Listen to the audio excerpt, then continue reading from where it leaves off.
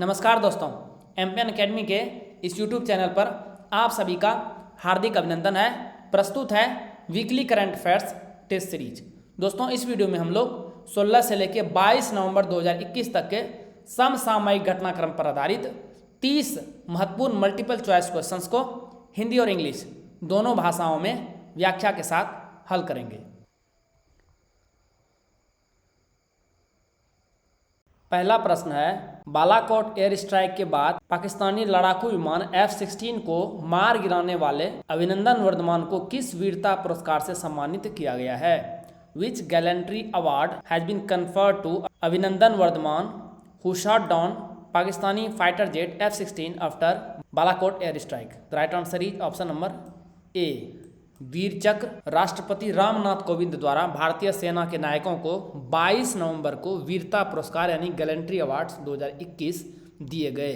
आतंकियों ने 14 फरवरी 2019 को जम्मू कश्मीर के पुलवामा में सुरक्षा बलों की एक बस को आत्मघाती हमला कर उड़ा दिया था। इसके बाद भारत ने पाकिस्तान को जवाब देते हुए बालाकोट में एयर स्ट्राइक को अंजाम दिया था। पुलवामा में 5 आतंकवादियों को मौत के घाट उतारने वाले शहीद मेजर विभूति शंकर ढोंडियाल को मरणोपरांत किस वीरता पुरस्कार से सम्मानित किया गया है? Martyr major Vibhuti Shankar Dhoundiyal who killed 5 terrorists in Pulwama has been awarded with which gallantry award posthumously? The right answer is option number B, Shaurya Chakra. यही थे मेजर ढोंडियाल और ये है उनकी पत्नी, जो कि हाल ही में अपने पति के नक्शे कदम पर चलते हुए सेना की वर्दी इन्होंने पहनी है। इनका नाम है नीतिका कौल। विभूति ढोंडियाल 2019 में जम्मू कश्मीर में पुलवामा हमले के बाद जैश ए मोहम्मद के खिलाफ चले ऑपरेशन में शहीद हो गए थे। नायक सूबेदार सोमवीर को भी मरणोपरांत शौर्य चक्र से सम्मानित किया गया है। प्रकाश जाधव को जम्मू कश्मीर में आतंकवादियों का हमला बेअसर करने के लिए दूसरा सर्वोच्च शांतिकालीन वीरता पुरस्कार कीर्ति चक्र मरणोपरांत दिया गया है। और बाकी बचे हुए गैलेंट्री अवार्ड्स की सूची आपको मंथली शॉर्ट नोट्स में PDF के रूप में मिलेगी। किस राज्य सरकार ने प्रारंभिक कक्षाओं में आदिवासी छात्रों के समक्ष मौजूद भाषा संबंधी समस्याओं का समाधान करने के लिए संहति नामक एक परियोजना शुरू की है? Which state government has launched a project named Sanhati to address the linguistic issues faced by tribal students in elementary classes? The right answer is option number A, Odisha. आदिवासियों को उनकी भाषा में पढ़ाने के लिए उड़ीसा ने परियोजना संगति शुरू की है। इसके तहत विभाग की राज्य के 1450 प्राथमिक विद्यालयों में लगभग 2.5 लाख छात्रों को कवर करने की योजना है। नई राष्ट्रीय शिक्षा नीति 2020 प्राथमिक कक्षाओं में मातृभाषा में पढ़ाने पर जोर देती है। मातृभाषा आधारित बहुभाषी शिक्षा का सबसे महत्वपूर्ण पहलू यह है कि यह लुप्त प्राय जनजातीय भाषाओं को बचाने में मदद करेगी। ICC पुरुष क्रिकेट समिति का अध्यक्ष किसे नियुक्त किया गया है? Who has been appointed as the chairman of the ICC men's cricket committee? The right answer is option number C, Sourav Ganguly. BCCI अध्यक्ष सौरव गांगुली अनिल कुंबले का स्थान लेंगे, जिन्होंने अपना अधिकतम 3 वर्ष का कार्यकाल पूरा कर लिया है। ICC पुरुष क्रिकेट समिति मुख्य तौर पर पुरुष क्रिकेट से संबंधित निर्णय लेने हेतु उत्तरदायी है और वह मुख्य कार्यकारी समिति को रिपोर्ट करती है। ICC क्रिकेट का वैश्विक शासी निकाय है। यह समग्र तौर पर 106 सदस्यों का प्रतिनिधित्व करता है। वर्तमान में भारत के पहले खाद्य संग्रहालय का उद्घाटन किस राज्य में किया गया है? India's first food museum has been inaugurated in which state? The right answer is option number D, Tamil Nadu में। तस्वीर देखिए। केंद्रीय उपभोक्ता मामलों, खाद्य एवं सार्वजनिक वितरण मंत्री पीयूष गोयल ने 15 नवंबर को तमिलनाडु के तंजावुर में देश के पहले खाद्य संग्रहालय का उद्घाटन किया।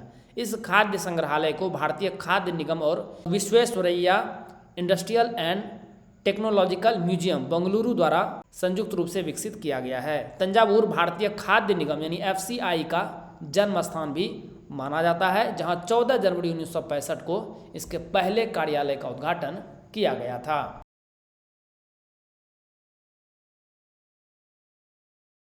दोस्तों, 67वीं BPSC प्रीलिम्स एग्जाम के लिए जरूरी 16 महीने यानी नवंबर 2020 से लेके फरवरी 2022 तक के quality current affairs PDF notes केवल आप 20 घंटे में रिवाइज कर सकते हैं। कैसे?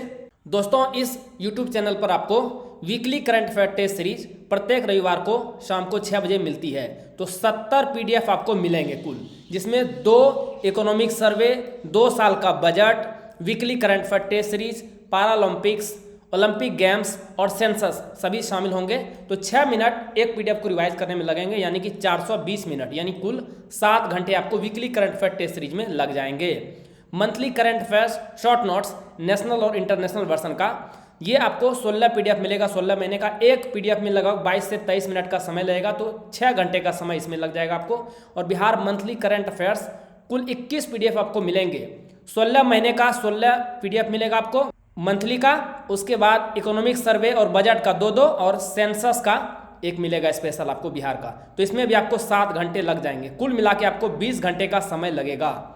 ये करंट अफेयर्स के नोट्स कितने क्वालिटी के हैं आप इससे पता लगा सकते हैं कि 66वीं BPSC में वीकली करंट अफेयर्स से 19 प्रश्न, 7 प्रश्न आए थे monthly current affair short note से, और बिहार करंट अफेयर्स से 10 प्रश्न आ चुके हैं। कुल मिला के 36 प्रश्न टैली हुआ था 40 में से। तो 90% का स्ट्राइक रेट है। इससे आप ऑथेंटिसिटी का पता लगा सकते हैं ये जो तीनों नोट्स है आपको कितने ऑथेंटिक हैं। तो ये PDF नोट्स आपको मिलेगा कैसे? आपको करना क्या है, संपूर्ण व्याख्या के साथ आपको PDF नोट्स मिलेगा। 600 रुपये का एक बार आपको पेमेंट करना है, one time payment. Banking details दिया गया है, प्रियंका कुमारी के नाम से अकाउंट है। IFSC कोड, अकाउंट नंबर दोनों दिया हुआ है। यदि आप पेटीएम, फ़ोनपे या UPI से पेमेंट करना चाहें तो एक ही नंबर है 7366005556। गूगल पे से पेमेंट करेंगे तो निशा रानी के नाम से अकाउंट है, सेम ही नंबर है।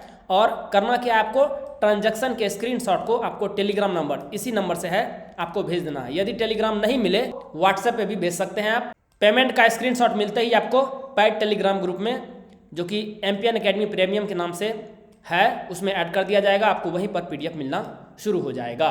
किस भारतीय गाँव को संयुक्त राष्ट्र विश्व पर्यटन संगठन द्वारा सर्वश्रेष्ठ पर्यटन गाँवों में से एक के रूप में चुना गया? Which Indian village was adjudged as one of the best tourism villages by the United Nations World Tourism Organization? The right answer is option number C. Pochampally. यह पुरस्कार दिसंबर 2021 में मैड्रिड स्पेन में प्रदान किया जाएगा। पोचमपल्ली तेलंगाना के नलगोंडा जिले का एक कस्बा है और इसे अक्सर उत्कृष्ट साड़ियों के लिए भारत के सिल्क सिटी के रूप में जाना जाता है, जिसे इकत नामक एक अनूठी शैली के माध्यम से बुना जाता है। पोचमपल्ली इकत शैली को वर्ष 2004 में GI स्टेटस के रूप में दर्जा प्रदान किया गया था। 18 अप्रैल 1951 को इस गांव से भूदान आंदोलन की शुरुआत की गई थी। आप कमेंट सेक्शन में लिखिए कि भूदान आंदोलन के जनक कौन कहे जाते हैं।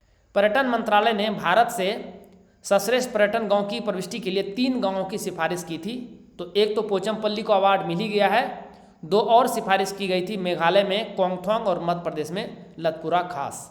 ईसाई संत की उपाधि पाने वाले पहले आम भारतीय कौन बन गए हैं? Who has become the first common Indian to get the title of Christian saint? The right answer is option number C, Devasahayam Pillai.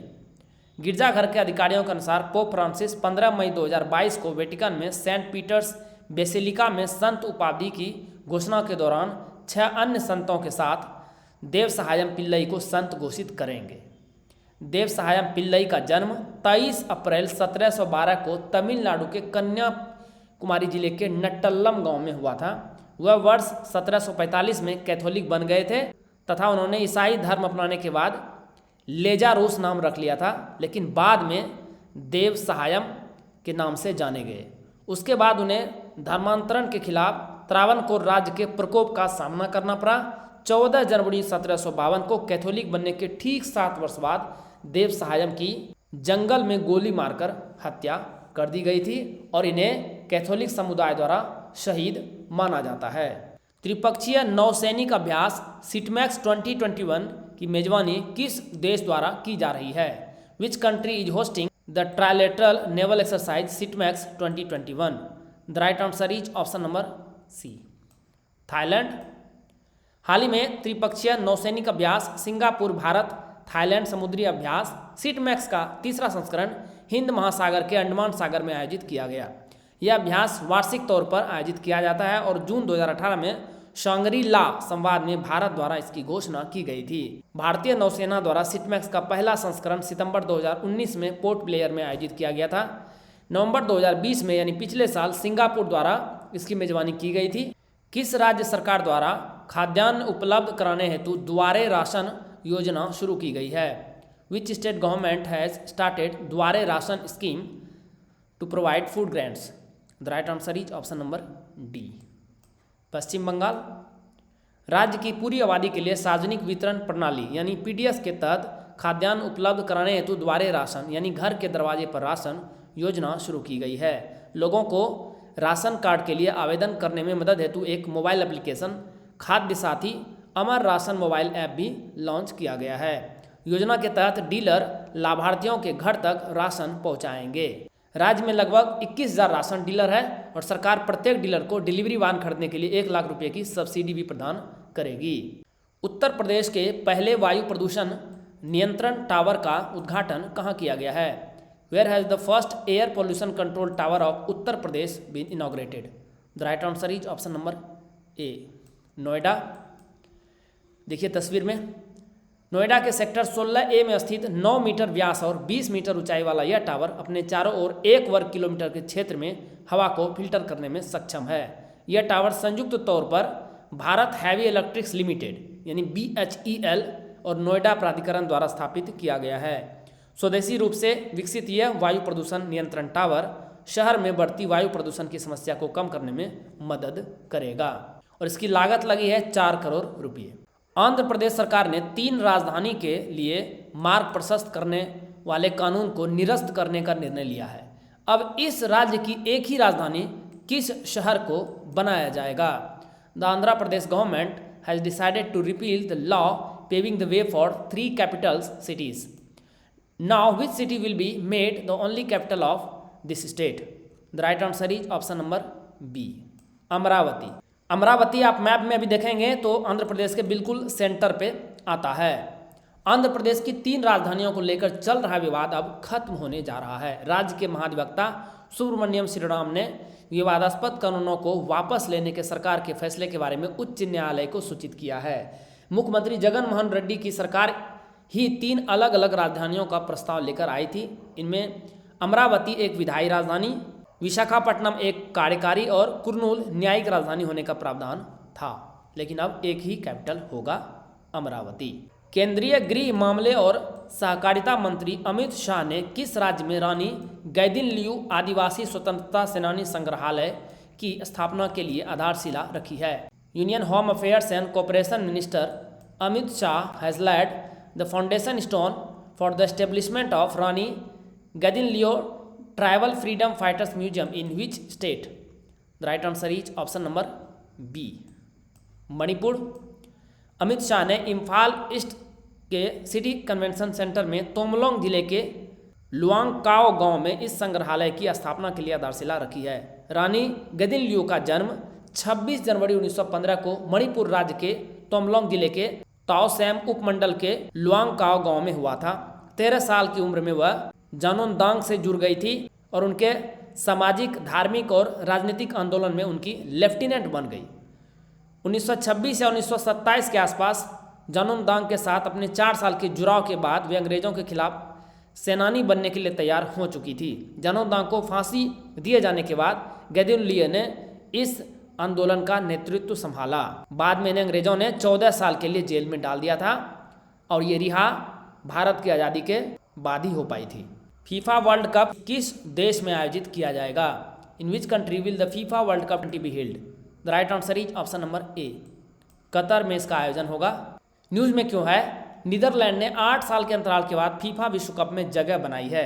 Norway qualify करने की दौड़ से बाहर हो गया है। केवल 32 टीमें ही 2022 फीफा विश्व कप का हिस्सा होंगी। इसमें कतर को मेजबान होने की वजह से ऑटोमेटिक क्वालिफिकेशन मिला है। फीफा विश्व कप 2022 के लिए अब तक कुल 13 टीमों ने क्वालिफाई किया है। नाम मैं सबको बता रहा हूँ: Qatar, Germany, Denmark, France, Belgium, Croatia, Spain, Serbia, England, Switzerland, Netherlands, Brazil और अर्जेंटीना। दुनिया भर के देशों की बैलेंस शीट पर नज़र रखने वाली management consultancy McKenzie and company की अनुसंधान शाखा की एक ताज़ा रिपोर्ट के अनुसार संपत्ति के मामले में दुनिया का नंबर 1 देश कौन है? According to a recent report by the research arm of management consultant McKinsey and Company, which monitors the balance sheets of countries around the world, which is the world's number one country in terms of wealth. The right answer is option number A. चीन बन गया है।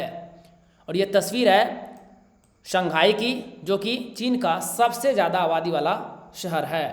चीन ने America को पछाड़कर संपत्ति के मामले में दुनिया का नंबर 1 देश बन गया है। इन दोनों अमीर देशों में 10% आबादी के पास सबसे ज़्यादा धन है।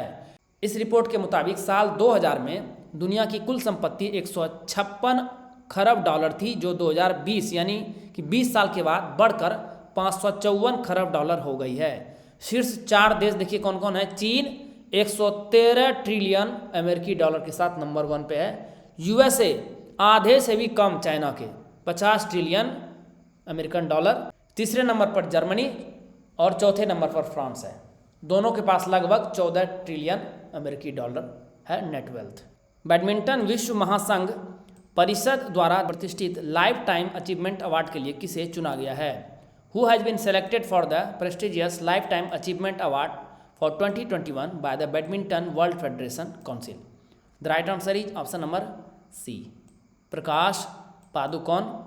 भारतीय बैडमिंटन संघ ने पुरस्कार के लिए उनका नाम भेजा था। दुनिया के पूर्व नंबर 1 खिलाड़ी और विश्व चैंपियनशिप में पदक जीतने वाले भारतीय पादुकोण को 2018 में BAI का लाइफ टाइम अचीवमेंट पुरस्कार दिया गया था, यानी भारत का। इन्हें 1980 में विश्व नंबर 1 का दर्जा दिया गया और उसी वर्ष यह all Indian open badminton championship जीतने वाले पहले भारतीय बने थे। ये 1980 की ही तस्वीर है। फन फैक्ट देखिए, यह लोकप्रिय बॉलीवुड अभिनेत्री दीपिका पादुकोण के पिता हैं। किस खेल की आवाज़ के नाम से पहचाने जाने वाले नोवी कपाडिया का निधन हो गया है? Novy Kapadia, known as the voice of which sport, has passed away? The right answer is option number D, football. Novy 68 साल के थे। वे लंबे समय से वेंटिलेटर पर थे। कपाडिया लंबे समय तक दिल्ली यूनिवर्सिटी के खालसा कॉलेज में अंग्रेजी के प्रोफेसर भी रहे। नोवी कपाडिया की भारतीय फुटबॉल पर लिखी किताब बेयर फुट टू फुट्स भी काफ़ी चर्चित रही। इस किताब में कपाडिया ने भारतीय फुटबॉल और उनके इतिहास के बारे में जानकारी दी है। दिल्ली में स्थित रक्षा अध्ययन और विश्लेषण संस्थान का नाम किनके नाम पर रखने की घोषणा की गई है? After whom the Institute of Defense Studies and Analysis located in Delhi has been announced to be named. The right answer is option number B, Manohar Parrikar. IDSA का नाम पूर्व रक्षा मंत्री मनोहर पर्रिकर के नाम पर रखने की औपचारिक प्रक्रिया पूरी हो गई है। पिछले साल ही इसकी घोषणा की गई थी। रक्षा मंत्री राजनाथ सिंह ने नामकरण के लिए 15 नवंबर को पट्टिका का अनावरण किया। तस्वीर में देखिए, नवंबर 2014 से मार्च 2017 तक ये रक्षा मंत्री रहे और बाद में गोवा के मुख्यमंत्री भी बने। पर्रिकर का कैंसर के कारण 17 मार्च 2019 को निधन हो गया था। राष्ट्रीय और अंतर्राष्ट्रीय सुरक्षा से संबंधित मुद्दों का वस्तुनिष्ठ मूल्यांकन प्रदान करने के लिए संस्थान की स्थापना 1965 में की गई थी और रक्षा मंत्रालय इसे निधि प्रदान करता है। वैश्विक रिश्वत जोखिम सूचकांक 2021 में भारत का स्कोर क्या रहा? What is India's score in the global bribery risk index 2021? The right answer is option number B, score रहा 44 और रैंक रही भारत की 82। साल 2000 में भारत 45 अंकों के साथ सूची में 77वें स्थान पे था, तो 5 अंकों का नुकसान भारत को हुआ है। इस सूची में 194 देशों को शामिल किया गया है। इस साल के आंकड़े के मुताबिक उत्तर कोरिया, तुर्कमेनिस्तान, वेनेजुएला और इरिट्रिया सबसे अधिक व्यापारिक रिश्वत जोखिम वाले देश हैं, जबकि डेनमार्क, नॉर्वे, फिनलैंड, स्वीडन और न्यूजीलैंड में यह सबसे कम है। सुप्रीम कोर्ट कॉलेजियम ने भारत के पहले खुले तौर पर समलैंगिक न्यायाधीश बनने को लेकर किसे मंजूरी प्रदान कर दी है? Who has been approved by the supreme court collegium to become India's first openly gay जज? The right answer is option number C, इनका नाम है Saurabh Kirpal. Supreme court collegium ने वरिष्ठ वकील सौरभ कृपाल को दिल्ली हाई कोर्ट का जज बनाने का फैसला किया है। सौरभ ने दिल्ली में सेंट स्टीफन कॉलेज में ग्रेजुएशन की है और फिर स्कॉलरशिप से ऑक्सफोर्ड यूनिवर्सिटी से LLB और कैम्ब्रिज यूनिवर्सिटी से LLM की पढ़ाई की है। वह सुप्रीम कोर्ट में भारत सरकार बनाम नवजेत सिंह जौहर की याचिका मामले में वकीलों में शामिल थे। ये केस LGBTQ मामले से जुड़ा था। इन्होंने IPC की धारा 377 को गैर आपराधिक बनाने के लिए पुरजोर दलीलें पेश की थी। इस मामले में सुप्रीम कोर्ट ने ऐतिहासिक फैसला सुनाते हुए समलैंगिक संबंधों को अपराध बनाने वाली इस धारा को निरस्त कर दिया था। किस देश की जनता को आवश्यक सहायता प्रदान करने के उद्देश्य से हाल ही में 490 बिलियन अमेरिकी डॉलर के प्रोत्साहन पैकेज का अनावरण किया गया है। The stimulus package of $490 billion has been unveiled recently with the aim of providing necessary assistance to the people of which country? The right answer is option number A. Japan के प्रधानमंत्री Fumio Kishida ने corona virus महामारी से प्रभावित अर्थव्यवस्था से निपटने के लिए 490 बिलियन अमेरिकी डॉलर के प्रोत्साहन पैकेज का अनावरण किया है, जो लगभग 56 ट्रिलियन जापानी येन के बराबर है। प्रोत्साहन कार्यक्रम को निधि देने के लिए जापानी सरकार वर्ष 2021 के अंत तक एक अतिरिक्त बजट भी तैयार करेगी। इस योजना में 18 वर्ष या इससे कम आयु के लोगों के लिए 1 लाख येन का भुगतान शामिल है। इसमें बीमार व्यवसायों और राजनेताओं के लिए सहायता भी शामिल है। प्रधानमंत्री नरेंद्र मोदी ने हाल ही में 341 किलोमीटर लंबे पूर्वांचल एक्सप्रेसवे का उद्घाटन किस राज्य में किया है? In which state has prime minister Narendra Modi recently inaugurated the 341 kilometre long Purvanchal expressway? The right answer is option number D. Uttar Pradesh में 16 नवंबर को इसका निर्माण 22,500 करोड़ रुपए की अनुमानित लागत से किया गया है। यह यूपी का तीसरा रनवे वाला एक्सप्रेसवे है जहां लड़ाकू विमान लैंडिंग और टेक ऑफ कर सकेंगे। इससे पहले आगरा एक्सप्रेसवे और यमुना एक्सप्रेसवे पर लड़ाकू विमान उतर चुके हैं। लखनऊ से गाजीपुर को जोड़ने वाले 341 किलोमीटर लंबे इस एक्सप्रेसवे के उद्घाटन के बाद उत्तर प्रदेश के पूर्वी हिस्से की राजधानी लखनऊ से कनेक्टिविटी बेहतर हो जाएगी। प्रधानमंत्री मोदी इससे पहले एक्सप्रेसवे का उद्घाटन करने के लिए भारतीय वायुसेना के C-130 हरकुलिस विमान से पूर्वांचल एक्सप्रेसवे हवाई पट्टी पर उतरे थे। लड़ाकू विमानों को आपात स्थिति में उतारने की सुविधा के लिए एक्सप्रेसवे पर 3.2 किलोमीटर लंबी हवाई पट्टी का निर्माण किया गया है। 2021 से 25 के कार्यकाल के यूनेस्को के कार्यकारी बोर्ड के एशियाई और प्रशांत देशों के समूह 4 के लिए निम्न में से किस देश का चयन नहीं हुआ है? Which of the following country has not been selected for Group 4 of Asian and Pacific countries of UNESCO's Executive Board for the term 2021 to 25? The right answer is option number B.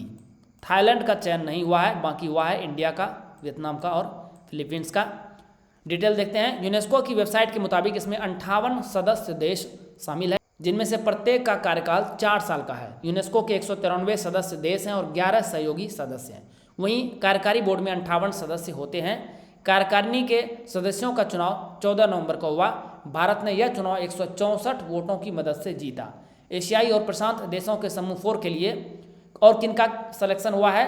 Bharat के अलावा Japan, Philippines, Vietnam, cook islands और चीन। आप comment section में लिख के बताइए ये कुक आइलैंड किस महासागर या सागर में अवस्थित है? Please right in the comment section.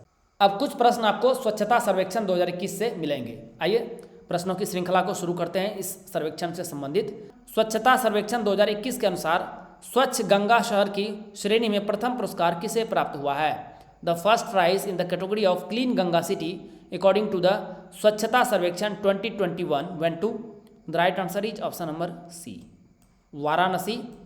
राष्ट्रपति रामनाथ कोविंद ने शहरों को स्वच्छ सर्वेक्षण 2021 के 6ठे संस्करण में स्वच्छता, अपशिष्ट प्रबंधन और समग्र स्वच्छता बनाए रखने में उनके प्रदर्शन के लिए सम्मानित किया। यह दुनिया का सबसे बड़ा शहरी स्वच्छता सर्वेक्षण बन गया है। प्रधानमंत्री नरेंद्र मोदी के संसदीय क्षेत्र वाराणसी, जो कि उत्तर प्रदेश में है, को स्वच्छ गंगा शहर की श्रेणी में प्रथम पुरस्कार प्राप्त हुआ है। इस श्रेणी में बिहार के मुंगेर को दूसरा और पटना को तीसरा स्थान प्राप्त हुआ है। स्वच्छता सर्वेक्षण 2021 के अनुसार 1 लाख से अधिक आबादी वाले शीर्ष स्वच्छ शहरों में प्रथम स्थान किसे प्राप्त हुआ है? According to the Swachhata Sarvekshan 2021, which has got the first place among the top clean cities with the population of more than 1 lakh? The right answer is option number C, Indore Madhya Pradesh का शहर लगातार 5वीं बार देश का सबसे स्वच्छ शहर बन गया है। वर्ष 2021 के सर्वेक्षण में यह खिताब कायम करने के लिए इंदौर नगर निगम ने इंदौर लगाएगा स्वच्छता का पंच का नारा दिया था। सेकंड नंबर पे रही गुजरात का सूरत और आंध्र प्रदेश का विजयवाड़ा रहा तीसरे नंबर पर। टॉप 10 शहर में चौथे नंबर पर नवी मुंबई, उसके बाद नई दिल्ली, अंबिकापुर, तिरुपति, पुणे, नोएडा और उज्जैन शामिल हैं। स्वच्छता सर्वेक्षण 2021 के अनुसार 1 लाख से कम आबादी वाले शीर्ष स्वच्छ शहरों में प्रथम स्थान किसे प्राप्त हुआ है? According to the Swachhata Sarvekshan 2021, which has got the first place among the top clean cities with the population of less than 1 lakh? The right answer is option number A, Vita. 1 lakh से कम आबादी वाले शहरों में महाराष्ट्र का वीटा शहर को प्रथम स्थान मिला है। इसके बाद महाराष्ट्र के ही लोनावाला और ससवाड़ शहर को दूसरे और तीसरा स्थान प्राप्त हुआ है। 2018 में केवल 56 शहरों में से कुछ को ही स्टार रेटिंग सर्टिफिकेशन से सम्मानित किया गया था।